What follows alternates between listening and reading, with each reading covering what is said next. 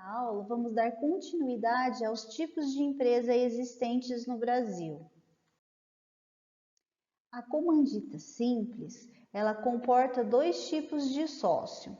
Os sócios comanditados, que são pessoas físicas que respondem solidária e ilimitadamente pelas obrigações sociais da empresa. Então, tanto tem capital envolvido na empresa, quanto também assumem funções administrativas. É, por exemplo, a figura do comerciante que conduz o negócio, participa da sociedade com capital e com o seu trabalho e também assume a direção da empresa. E também temos os sócios comanditários, que podem ser tanto pessoas físicas quanto jurídicas, só que elas respondem somente pelo valor de suas cotas. Então, compõem o capital social da empresa, mas não fazem parte de sua administração. Esses sócios participam apenas com o capital e não desenvolvem qualquer trabalho na empresa e muito menos possuem o direito de administrar a empresa. Por esse motivo, eles respondem apenas até o limite de suas cotas. Então, eles são responsáveis somente pelas cotas que eles possuem. E no caso dos comanditados, eles respondem pela empresa como um todo.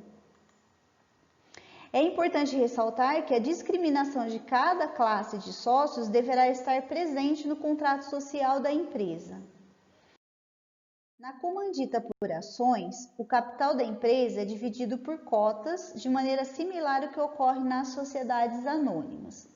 Somente os sócios administradores, que devem ser denominados diretores, e esses têm responsabilidades limitadas. Não protege os bens dos sócios em caso de falecimento, então os bens podem ser requeridos se o capital da empresa se esgotar. E, para que se faça a destituição de diretores, é necessário também a deliberação dos sócios, e só pode ocorrer se houver a aprovação da maioria. Uma sociedade anônima pode ser composta por 2 ou mais sócios.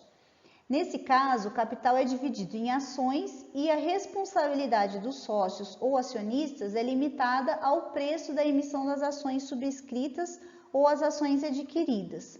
Os nomes não são associados à composição da empresa e sim às ações ou cotas. Cada sócio tem sua responsabilidade de acordo com o percentual de ações que possui.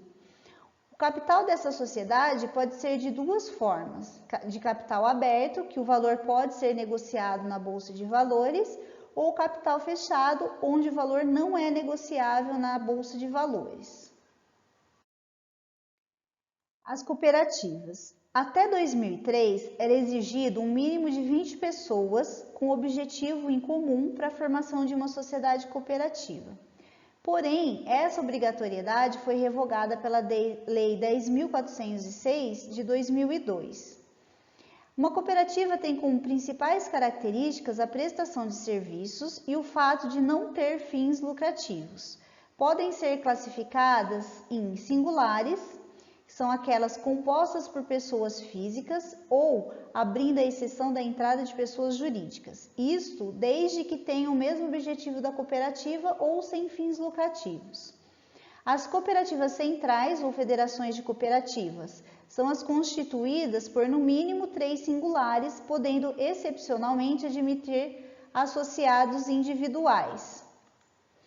E as confederações de cooperativas, que são as constituídas por no mínimo 3 federações cooperativas ou cooperativas centrais, da mesma ou de diferentes modalidades.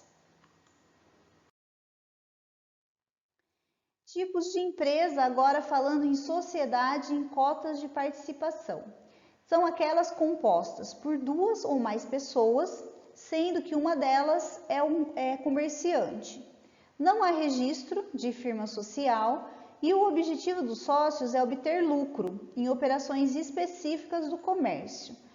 Então, uma das suas principais vantagens é a dispensa de uma série de formalidades presentes em outros tipos de sociedade.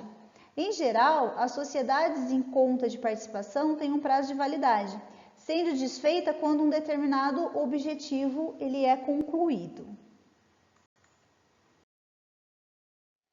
Aí vem a questão, ter ou não ter sócios.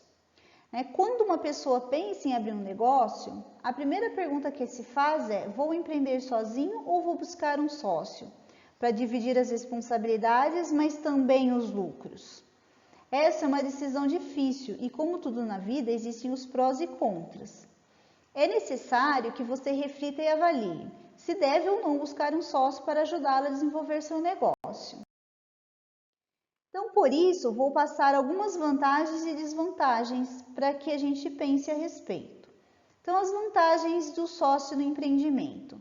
É preciso estar disposto a dividir tanto os problemas quanto os louros da vitória. Então, sem este entendimento, não há sócio que seja bom o suficiente para permanecer na sociedade.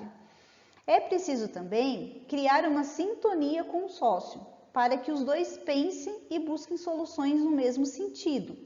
Isso não significa dizer que devem pensar e agir da mesma forma o tempo todo, mas buscar uma pessoa com empatia aumenta as chances de sucesso da sociedade.